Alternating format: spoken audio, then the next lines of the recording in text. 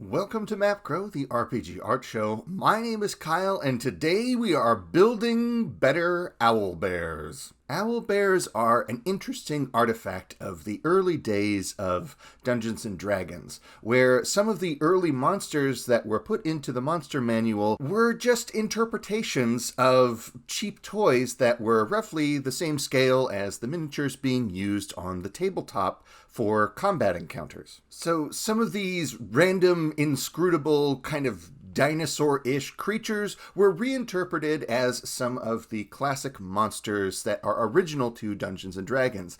And I think that's wonderful. I think that is super fun. But some less interesting decisions have been made concerning the Owlbear since then. In nearly every visual interpretation since, the Owlbear has just become a bear with an owl head and, maybe some feathers on it.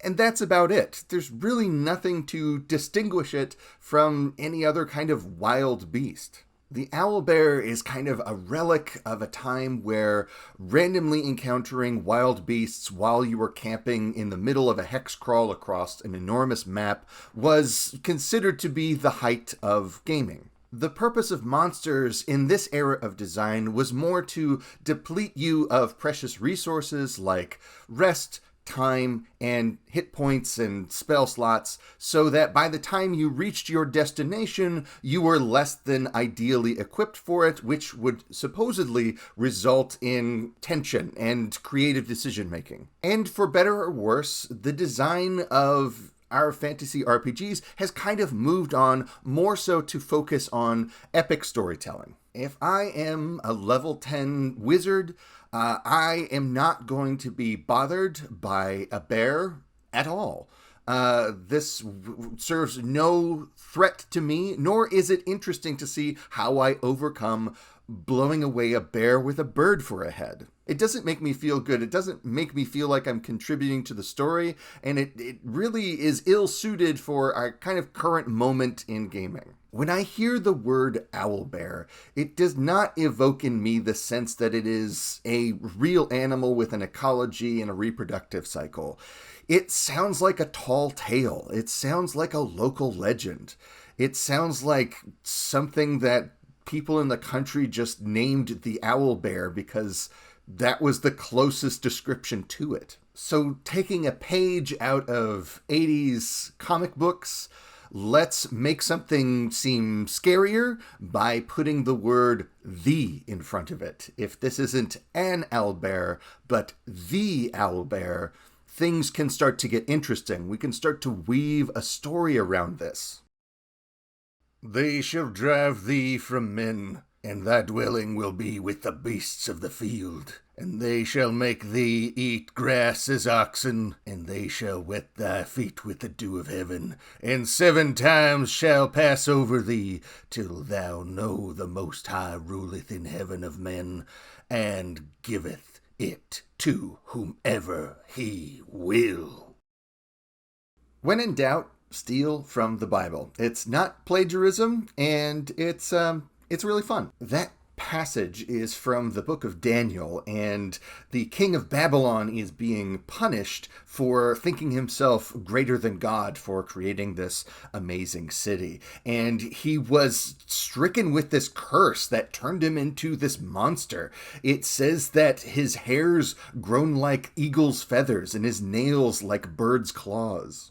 So I wanted to use this as a starting point, this idea that the owlbear is some kind of ancient king who was cursed to walk the earth in the form of a beast.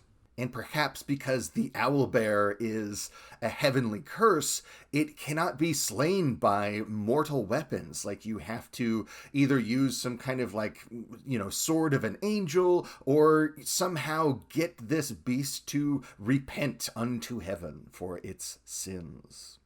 Many monsters from antiquity were not these kinds of animals that looked a little bit crazy than our own animals, but were instead, people that were cursed by the gods, be they from the Greek pantheon or the Judeo-Christian tradition. In this way, our owlbear becomes a juicy bit of world building. It not only tells us about, the gods in this world, but also like who can solve this problem. Maybe your cleric is equipped to do this, but maybe you have to go find a holy man or go find an old relic, from that time that could slay this beast. That becomes a story. That becomes a quest instead of just some kind of, encounter in the woods.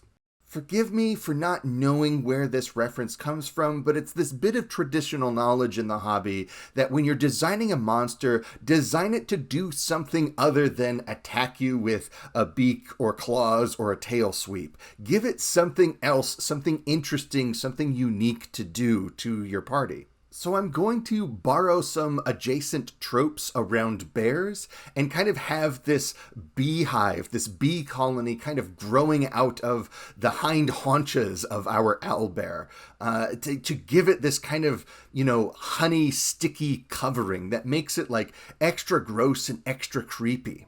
Maybe this weird honey kind of like you would stick into it or your weapons would kind of sink into it. It has this weird abnormal adhesive quality to it. Maybe every time you hit this owlbear, it bleeds this honey for this hive runs through its body.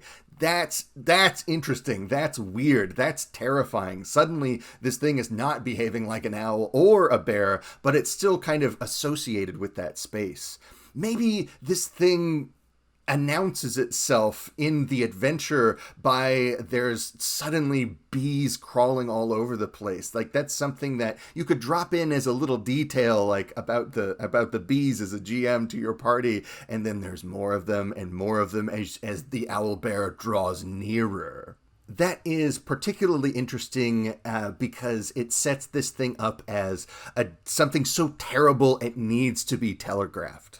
So we've got kind of the basic idea of our legend. We've got this idea of the bear, the shape of the bear and the honey. How do we kind of involve the owl into this monster design next? If you see an owl in the wild or close up, it can be kind of like an intimidating figure. Those feathers really take up a lot of room, and those eyes are very striking. To be seen by a wild animal that is larger than your average bird is a whole experience. But on the page, it's very difficult to not make owls just look like lovable cartoon characters. And this puts me in mind to continue the trend of being a pretentious weirdo and quote from Jacques Derrida. And he says, monsters cannot be announced. One cannot say, here are our monsters, without immediately turning the monsters into pets. Now, of course, Derrida wasn't really talking about fantasy role-playing, but it's applicable here nonetheless.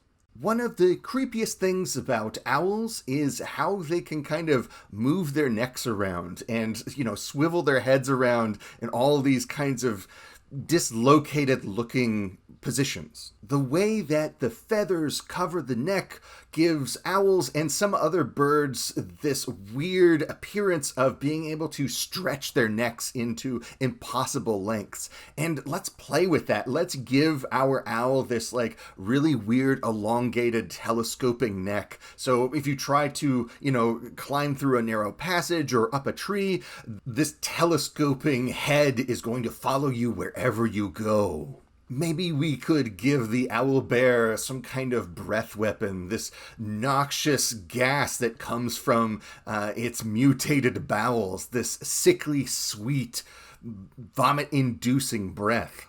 These are just a couple of ideas that lead us into a specific direction to make this encounter with our owlbear just a little bit more unique, a little bit more characterful, and really help tell an epic story.